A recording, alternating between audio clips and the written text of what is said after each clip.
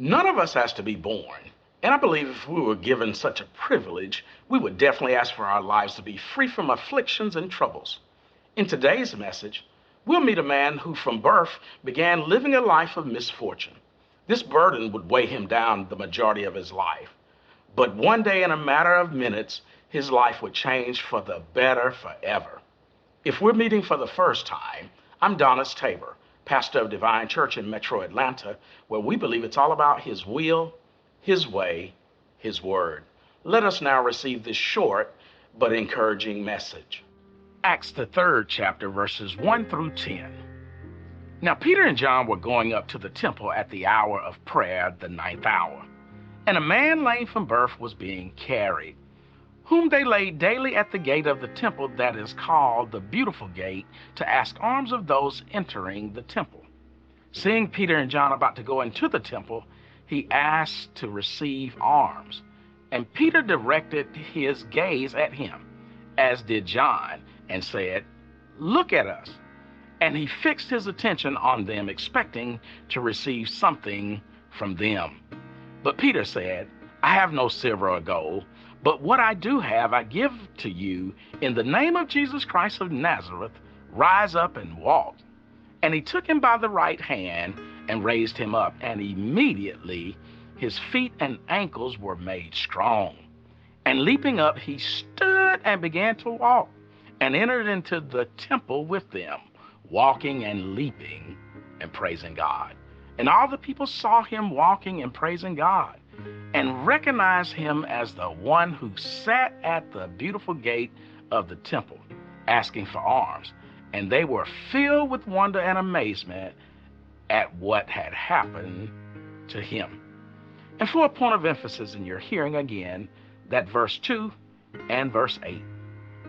And a man lame from birth was being carried, whom they laid daily at the gate of the temple that is called the Beautiful Gate, to ask alms of those entering the temple. Verse 8. And leaping up, he stood and began to walk, and entered into the temple with them, walking and leaping and praising God. In today's message, we're fortunate enough to tag along with Peter and John as they head to the church to pray.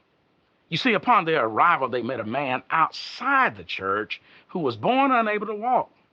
Verse 6 informs us that this man is outside lame, but some 6 verses later, he's found inside leaping. With all of this in mind, I want to witness to you today from this thought: from lame to leaping. In this story, there were many things that stood out to me, but unfortunately, this particular platform doesn't allow me the time to explore them as I would like. But nevertheless, I want to share a few highlights with you today.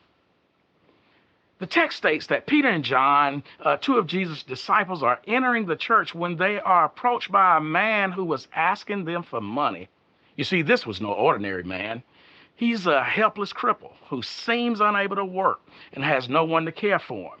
No doubt he's ignored on a daily basis, although his condition caused him to never fit in or to be accepted. In other words, it seems to me that he has spent his whole entire life fending for himself. The first thing I noticed seeping from this text is this: he's lame. You see, to be lame, it means to have an injured leg or a foot that makes walking difficult or painful. But it can also mean not strong, good, or effective. Verse 2 states, and a man lame from birth was carried, whom they laid daily at the gate of the temple called Beautiful Gate, to ask alms of those entering the temple. To me, this verse paints a clear picture of the man's lifelong condition as well as his limitations. I couldn't help but wonder, what things have been birthed in our lives that have caused us long-term misfortune? What things or people have we allowed in our lives that are weighing us down, causing us not to walk by faith, or even causing us difficulty and some unbearable pain? So much so that, in a matter of speaking, man, someone daily has been carrying us, trying to help us help ourselves. From lame to leaping. The second thing I saw leaking from this text is this: he's lifted. Verse 7 records, and he took him by the right hand and raised him up, and immediately his feet and ankles were made strong. I don't mean to pry, but I am compelled to ask those of you watching, when was the last time that you actually extended your hand down to another hand for the sole intent to lift someone who is down actually up? When was the last time we spoke an encouraging word to someone we could clearly see had been crippled by hurt, shame, doubt, embarrassment, or failure? The third and final thing I noticed pouring from this text, he's leaping. I'm thinking it's reasonable to point out that Peter, although clearly operating under the power of the Spirit of God, he knew from an earthly perspective that this particular man needed a hand out in order to rise up. He had been down his entire life. He's an adult at the time of our text. He had never stood before, nor walked a single step. But man, after Peter extended his hand, took him by his right hand and lifted him up, the B clause of verse 7 reads, and immediately his feet and ankles were made strong. You see, I'm convinced that once we become followers of Christ, in other words, once we become his disciples, we are given the Spirit of the Lord that can cause us to receive power through faith. And that same power that Peter had, I believe we can use that power to lift others up.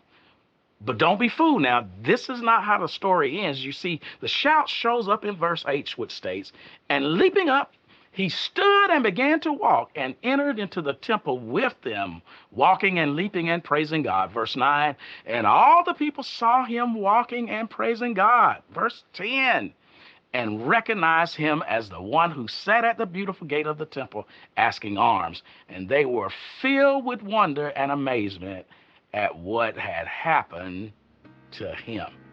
In closing, when we truly have been changed by Christ, we'll cause others to stand in amazement and to wonder what happened to us. And if they dare ask us, we can reply, I went from lame to leaping.